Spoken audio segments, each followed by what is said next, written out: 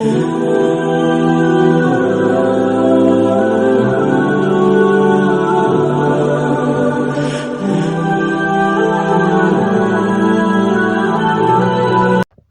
علیکم دوستو، میرا نام نعمان غنی ہے اور آپ دیکھ رہے ہیں HNG چینل۔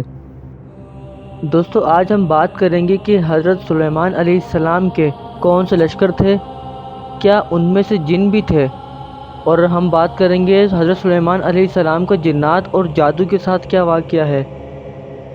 دوستو فرمان الہی ہے، اس کا ترجمہ یہ ہے کہ اور سلیمان کے لیے اس کے لشکر جمع کیے گئے جو جنوں اور انسانوں اور پرندوں سے تھے، پھر وہ الگ الگ تقسیم کیے جاتے تھے۔ یعنی سلیمان علیہ السلام کے لیے جنوں، انسانوں اور پرندوں سے ان کے لشکر جمع کیے گئے۔ وہ ان میں ایک عظیم الشان اور بہت بڑے انسانوں کے لشکر میں سوار ہو کر آئے۔ انسان ہی ان کے زیادہ قریب ہوتے تھے، جن ان کے بعد والے مرتبے پر تھے، اور پرندوں کا الگ ایک مقام تھا۔ گرمی کے موسم میں وہ پرندے ان پر اپنے پروں سے سایہ کرتے تھے۔ وہ ایک ترتیب سے رہتے تھے تاکہ چلنے میں وہ آگے پیچھے نہ ہوں، جیسا آج کے دور کے بادشاہ کرتے ہیں۔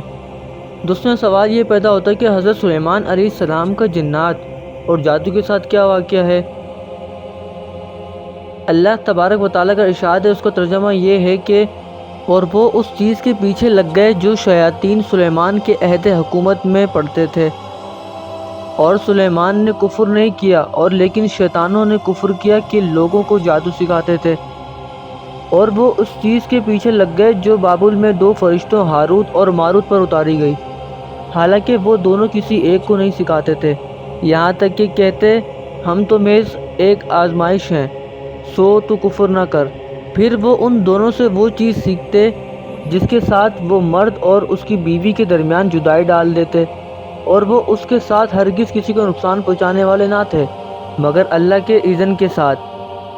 اور وہ ایسی چیز سیکھتے تھے جو انہیں نقصان پہنچاتی اور انہیں فائدہ نہ دیتی تھی، حالانکہ بلا شبہ یقیناً وہ جان چکے تھے کہ جس نے اسے خریدا آخرت میں اس کا کوئی حصہ نہیں، اور بے شک بری ہے وہ چیز جس کے بدلے انہوں نے اپنے آپ کو بیچ ڈالا، کاش وہ جانتے ہوتے۔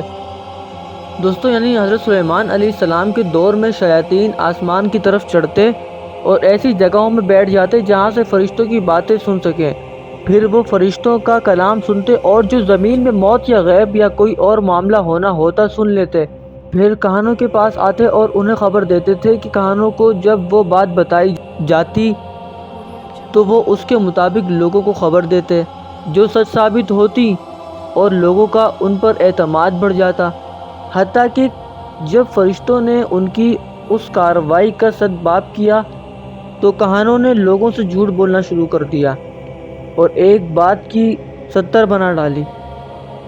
پھر سلیمان علیہ السلام نے ان کی تمام کتابوں کو جمع کرنے کے بعد اپنی کرسی کے نیچے دفن کر دیا۔ کسی شیطان میں کرسی تک پہنچنے کی قدرت نہ تھی کیونکہ اسے جل جانے کا خدشہ تھا۔ دوستو حضرت سلیمان علیہ السلام نے فرمایا، جو شخص کہے گا کہ شیاطین غیب کا علم رکھتے ہیں میں اس کی گردن اڑا دوں گا۔ پھر جب سلیمان علیہ السلام فوت ہوئے، شیاطین نے کرسی کے نیچے زمین کو کھودا اور وہ کتابیں نکال لیں، اور لوگوں سے کہنے لگے کہ سلیمان علیہ السلام انسانوں، جنوں اور پرندوں کو جادو کے ساتھ کنٹرول کیے ہوتے تھے۔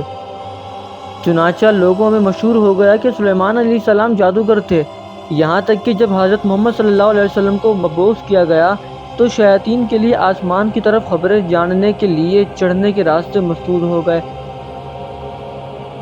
دوستو حضرت سیدنا ابن عباس رضی اللہ تعالی عنہ نے فرمایا، آصف سلیمان علیہ السلام کا کاتب تھا اور وہ اللہ کا اسم اعظم جانتا تھا۔ وہ حضرت سلیمان علیہ السلام کے حکم کے مطابق ہر چیز لکھتا اور اسے ان کی کرسی تلے دفن کر دیتا تھا۔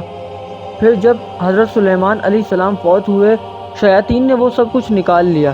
پھر انہوں نے 2 ستروں کے درمیان سحر اور کفر کی باتیں لکھی اور کہنے لگے یہ وہ چیز ہے جسے وہ کام میں لاتا تھا۔ ابن عباس رضی اللہ تعالیٰ عنہ کہتے ہیں کہ پھر جاہل لوگوں نے انہیں کفر کی طرف منسوب کیا اور گالیاں دی، ان کے مقابلے میں علماء کھڑے ہو گئے لیکن جاہل اپنے کام سے باز نہ آئے، حتیٰ کہ اللہ تبارک و تعالیٰ نے محمد صلی اللہ علیہ وآلہ وسلم پر قرآن نازل کیا۔ جیسا کہ دوستو آپ لوگوں نے جانا، حضرت سلیمان علیہ السلام کے لیے اس کے لشکر جمع کی گئی جو جنوں اور انسانوں اور پرندوں سے تھے۔ اور حضرت سلیمان علیہ السلام کا جنات اور جادو کے ساتھ کیا واقعہ تھا۔ انشاءاللہ تعالیٰ دوستو نیکسٹ ویڈیو میں ہم کسی نئے ٹاپک کے ساتھ ملیں گے۔ تب تک آپ اپنا خیال رکھیے گا، پلیز چینل کو لازمی سبسکرائب کریں۔ اپنا خیال رکھیے گا، اللہ حافظ۔